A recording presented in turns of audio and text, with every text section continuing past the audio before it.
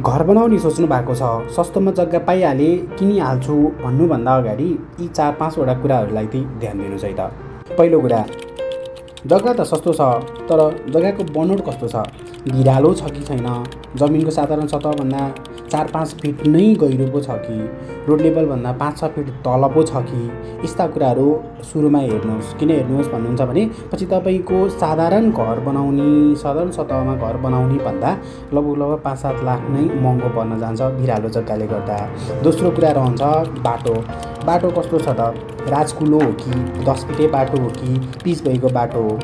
यदि तपाईँको राजकुलो हो भने पछि 20 फिटे बाटो हुनसक्छ, अर्थात् 13 फिटे बाटो त हुनैपर्छ। अहिले सरकारी मापदण्डहरूलाई प्रायः बाटोहरू 13 फिटे बनाउनै पर्छ। यदि 20 फिटे बाटो बनाउँदा अर्थात् 13 फिटे बाटो बनाउँदा तपाईँको जग्गा आधी नै सकिन्छ कि भन्ने कुरालाई पनि ध्यान दिनुहोस्।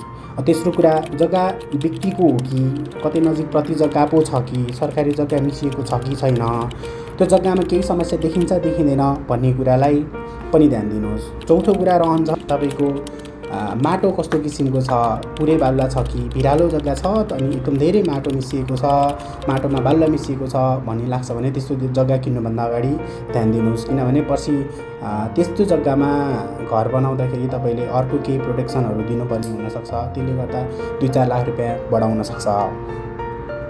अन्तमा कोही व्यक्तिले यदाई मैले सस्तोमा 4 आना जग्गा पाएको छु, 50-60 को भाउमा पाएको छु, किनिहाल्नुहोस् यही बेलामा, पछि घर बनाउन सजिलो हुन्छ भन्नुभन्दा पहिला तपाईँको मेरो पैसा डुबाइरहेको त छु कि छैन भन्ने कुरालाई ध्यान दिएर मात्र जग्गा किन्नुहोस्।